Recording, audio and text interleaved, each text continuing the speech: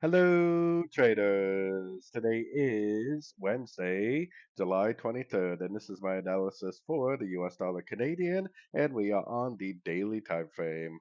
So on the US dollar Canadian daily, I got it zoomed out quite a ways because I think it's going to go down and grab these lows right here, which we definitely have not taken out yet.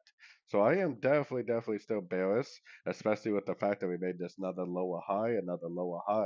And if the dollar index is true, this thing actually may go down quite a bit more than that. So going down to the 1 hour time frame, the daily is down, the weekly is down, and technically the monthly is down. So what would I be doing? I would definitely be patiently waiting for 1, 2, 3 way pullbacks, 1, 2, 3 way pullbacks, 1, 2, 3 way pullbacks. I definitely wouldn't try to go short right now, and I definitely wouldn't try to go long right now.